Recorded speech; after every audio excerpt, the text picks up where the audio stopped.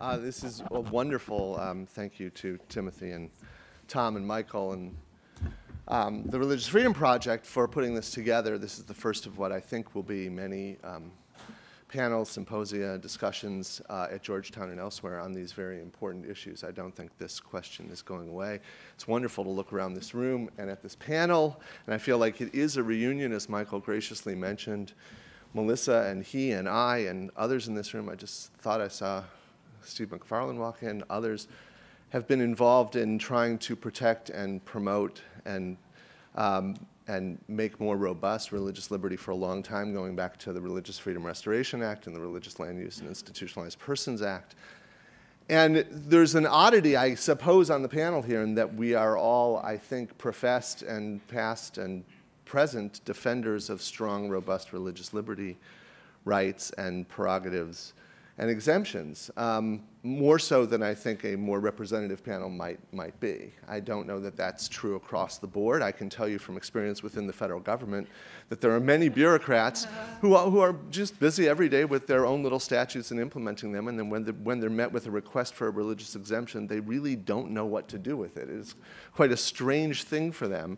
And there's a real virtue in RFRA and RLUIPA and statutes of that nature, putting government, very well-meaning government bureaucrats, to the test of questioning whether it's really necessary and important not to grant religious exemptions where they actually infringe upon religious liberty.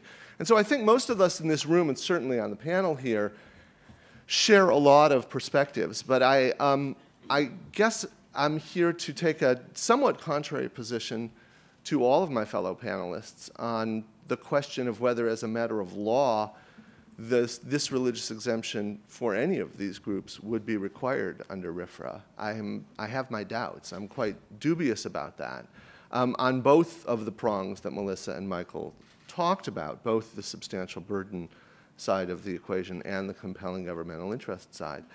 But to really put it in perspective, I think it is important. I don't know that we have quite yet, Melissa started to sketch out, and Michael at the outset did, where we stand here and what was done. So in the affordable health care, I just want to give a little bit of background on this, and if I make errors, please tell me about it in the Q&A, because I'm just learning all this myself in the recent weeks. In the Affordable Health Care Act, the Congress delegated to the Secretary of Health and Human Services the responsibility of deciding what preventive care should be covered by employer health plans. And the Secretary, in turn, depended upon a study by the Institute of Medicine, part of the National Academy of Sciences, to determine which forms of health care, preventative health care, would in fact improve women's health care in particular. That women were spending a great deal more on health care expenses that were uncompensated, and they had to either make a copay for or weren't covered at all under insurance plans that their employers were providing. And the Institute of Medicine, after studying this, concluded, and the Secretary has adopted that conclusion, that in fact women's health and the health of newborn children when there are unintended pregnancies would be greatly benefited if women had access through their employer plans to contraceptive services and the birth control pill and other and sterilization and other forms of contraception in particular, without having to make a copay. And so that's where the science, as determined by the federal government and the Institute of Medicine, have come down on it. That's not to say that everyone agrees with that. Helen doesn't. That's perfectly legitimate and the like. But the federal government has come to the conclusion based on what I think is a fairly substantial consensus, although not complete consensus within the society, that the use of contraception is not only a good thing for many other reasons, but actually greatly improves women's health. For many of the reasons Melissa said, we can get into more of them later, but in particular, even for reasons not related to unwanted pregnancies. The contraceptive pill actually helps many women prevent many diseases of great importance. I had some of them written down here. But in any event, those determinations were made, and I do want to say that I don't think there's anything nefarious about this and the idea, let alone haunting, that the United States government relied upon the that the Institute of Medicine and the Guttmacher Institute. I don't think there's anything dubious about that at all. And certainly the idea that this administration, or any administration, quite frankly, was motivated by animus toward the Catholic Church, I really don't think deserves a response. I don't think there's any evidence for it, and I think all of the evidence is to the contrary. So what happened? Well, the administration was met by some objections from groups, in particular the Catholic Church, that said, we have a sincere religious moral objection to the use of contraception, and we're uncomfortable as employers in providing that in our plans. They made claims that there was a substantial burden on their religious exercise. And the administration at first basically took a cue from what the states had done. California and New York in particular, and several other states, had adopted a 4-part test for exempting certain religious employers. And I'll be honest with you, I'm not especially keen on all 4 parts of this test. I'm not sure where it came from, how it was developed, and the like, but it seems to me that at least 2 of the criteria, namely that you be a certain nonprofit organization entitled to certain tax-exempt status, and that you hire only co-religionists, are wholly legitimate and very much tailored to the sort of exemption that the states and later the HHS came up with. The other 2, I think, are more subject to debate, and as Michael suggested, HHS is open to discussing whether the criteria that they've developed should be retained. And those 2 are that the organization, I think, has to be primarily, I forget what the adjective is, devoted to the inculcation of faith, and that it only serve people within its own faith-based system. I'm not sure how those 2 criteria, I have ideas, but those 2 criteria seem to me much less well tailored to the reasons for granting the exemption in the first place, and I think that, that a debate about them is very much warranted. But in any event, the states had adopted this 4-part test. Religious organizations, Catholic Charities in particular, had challenged them in court as being violative of religious freedom and had uniformly lost those cases in the highest courts of the 2 most populous states in the nation in particular. And so HHS basically was piggybacking on what they saw as a test that had survived scrutiny under the sorts of standards that we've been talking about here today. And quite frankly, I think it would as well. Now, they were met then by Melissa and many others within the Catholic Church and outside it in suggesting that these 4 factors and this exemption was not especially well tailored to protecting religious liberty or religious objections, whether you think there's a substantial burden or not. That there was room to make greater exemptions or to tailor it in a different way by expanding the exemption or coming up with different means of promoting both interests that HHS professed, I think genuinely, wanting to advance, namely protecting women's health and honoring religious discomfort, if not burden, at being involved in this sort of thing. And so just yesterday, in the Federal Register, the so-called Obama compromise was spelled out in a bit more detail, and this is effectively what the administration is proposing to do. And when I say proposing to do it, it's not even yet a proposed rule, it's an advanced rulemaking process. They are encouraging everyone in this room and who's listening to this discussion and many others to come forward and give them all sorts of ideas about how this can best be done so as to advance both of those goals. But here's the basic outline of what they suggested might work, subject to further discussion. It would be the following. It's still a 2-part, it's a two-category structure, and I'm not sure why they're adhering to that. It might be better just to do 1. But these organizations that satisfy the 4-part test are still completely exempt from contraception coverage, not from other coverage, by the way. So it means, for instance, that Jehovah's Witnesses and Christian Scientists and other religious groups or employers who might object to other forms of preventive or other care, or for that matter, many people who are have sincere moral or religious objections to the employer mandate and the individual mandate and the ACA generally, do not get an exemption, but these groups do. And then this second level of protection. The second level of protection is the following. Instead of these other nonprofit groups with religious objections to the mandate having to provide it within their plan, the insurer itself with which it contracts will separately, Michael, not in the same plan.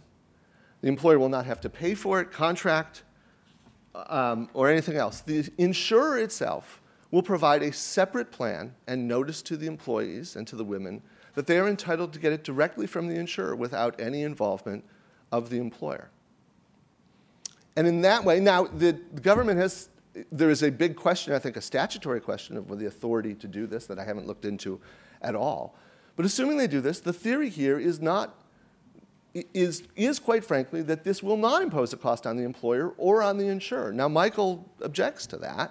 He thinks that's wrong, but the Department of Health and Human Services has concluded that that they've depended on the views of many experts that in fact, and this isn't counterintuitive to me, that preventive health care in the long run, providing it does decrease the cost to insurers overall of at least some forms of preventive care. They will end up paying less, right?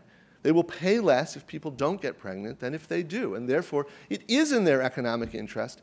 And therefore, no one, according to HHS, is actually subsidizing this at all. Now, that might violate Michael's Econ 101 principles. I am not an economist and couldn't tell you that.